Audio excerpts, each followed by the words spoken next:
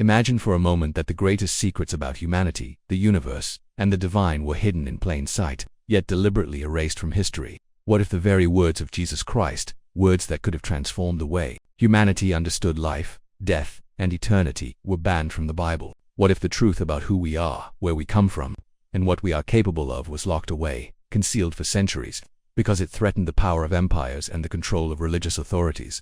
Stay with me, because what I'm about to reveal may shake the foundation of everything you've ever been taught about Christianity, history, and the hidden side of human existence. Before we dive into these forbidden teachings, make sure you hit like and subscribe, because what you're about to discover is knowledge they never wanted you to know. For nearly 2,000 years, the Bible has been the most influential book in Western civilization. But what most people don't realize is that the Bible we know today is incomplete. Entire books, entire teachings, and even entire gospels were banned, destroyed, or branded as heresy. The so-called hidden teachings of Jesus were not lost. By accident, they were deliberately removed. Why? Because they contained ideas so revolutionary, so empowering, that they threatened the very structure of authority. These teachings suggested that the kingdom of God was not an institution, not confined to temples or priests, but something alive within every single human being. The discovery of the Nag Hammadi manuscripts in 1945 in Egypt sent shockwaves through the world of religion and history. Buried in jars for over 1,600 years, these ancient scrolls contained gospels that were deliberately excluded from the official Bible. Among them was the Gospel of Thomas, a collection of sayings attributed directly to Jesus. Unlike the traditional Gospels, Thomas doesn't focus on miracles, crucifixion, or resurrection. Instead, it speaks of self-knowledge, inner divinity, and a direct personal connection with God. In one passage, Jesus says, "The kingdom of God is inside you, and it is outside you." This single sentence destroys centuries of dogma. It implies that you don't need a church, a priest, or an institution to reach God. You need only yourself. Think about what that means. If every human being has direct access to the divine, then no ruler, no empire, no authority can control your soul. That's dangerous for those in power. It explains why such gospels were suppressed, burned, and labeled heretical. The question we must ask is this: what else have we been denied? What other secrets did Jesus reveal that was silenced because they empowered humanity instead of enslaving it? Another banned text, the Gospel of Mary Magdalene, sheds light on one of the most controversial figures in Christian history. For centuries, Mary Magdalene was painted as a prostitute, a sinner redeemed by Jesus. But the hidden texts reveal something shocking. She may have been the closest disciple, the one who understood his teachings better than anyone else. In the Gospel of Mary, she comforts the disciples after Jesus' death and teaches them spiritual truths he entrusted to her. This was dangerous to the patriarchal structure of the early church. A woman holding secret wisdom, a woman chosen by Jesus to carry his message, that challenged the authority of the male-dominated hierarchy. So her gospel was erased, her image distorted, and her role reduced to a footnote in history. But why? Because the truth was revolutionary. These hidden gospels reveal a Jesus who was not building an institution but awakening individuals.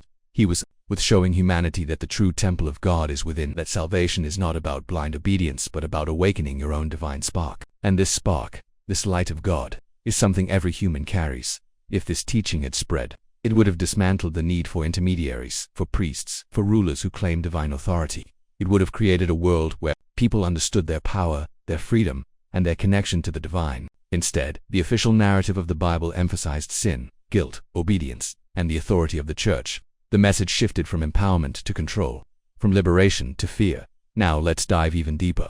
In the Gospel of Thomas, Jesus tells his disciples, "When you come to know yourselves, then you will become known, and you will realize that it is you who are the children of the living Father." This is a radical statement. It implies that the divine is not something external, not something separate, but something already alive within you. Modern science is beginning to echo this idea. Quantum physics suggests that consciousness itself may be fundamental to reality. What Jesus was teaching 2,000 years ago may align with what cutting-edge scientists are only now beginning to discover, that reality is not just material, but deeply interconnected, spiritual, and conscious. But these weren't the only teachings banned. The Acts of Thomas speak of mystical practices, inner visions, and even references to reincarnation, ideas that Christianity later rejected but which were central in many ancient traditions.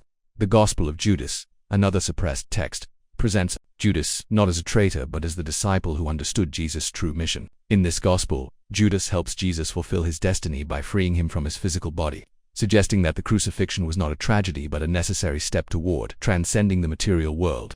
Such ideas were considered too dangerous, too radical, too mystical to be allowed. Imagine if these teachings had been preserved. Imagine if humanity grew up with the knowledge that God dwells within us, that we are not born in sin but born in light, that salvation is not about fear of eternal punishment but about awakening to our true nature. How different would the world look today? Would wars have been fought in the name of religion? Would empires have risen on the back of control and obedience? Or would humanity have evolved into a more enlightened, more unified civilization? And yet, traces of these teachings still remain. In the canonical Gospels themselves, you can see glimpses of this hidden truth. Jesus says, "You are the light of the world." He says, "The kingdom of God is within you." He constantly challenges authority, heals the broken, uplifts the marginalized, and teaches in parables that invite self-discovery rather than blind obedience. The forbidden Gospels simply make these truths louder, clearer, and harder to ignore. But here's the most shocking part. These hidden teachings don't just reveal spiritual truths, they reveal secrets about humanity itself. They suggest that human beings are far more powerful than we've been led to believe, that consciousness is not limited to the body, that the soul is eternal, that death is not the end but a transformation, that we are connected to something greater, something divine, and that this connection cannot be broken. If humanity truly understood this, fear would lose its power, control would lose its grip, and the structures of domination, political and economic, would collapse. This is why these teachings were banned, not because they were false, but because they were too true. Because truth, when fully understood, is dangerous to those who rule by fear. And so for centuries, humanity has been fed a partial story, a story designed not to awaken but to control, a story that keeps the true power of the human spirit hidden. But now, in our time, these hidden texts are resurfacing. The Nag Hammadi Library, the Dead Sea Scrolls, the Gospel of Thomas, the Gospel of Mary, the Gospel of Judas. These are no longer secrets buried in the desert. They are here, speaking to us once again, challenging us to wake up. And the question is, will we listen? Will we dare to embrace the forbidden wisdom of Jesus? Or will we remain trapped in the narrative designed to keep us asleep? Think about this. If the kingdom of God is truly within you, then everything changes. Your life is not about seeking approval from institutions or fearing punishment from above.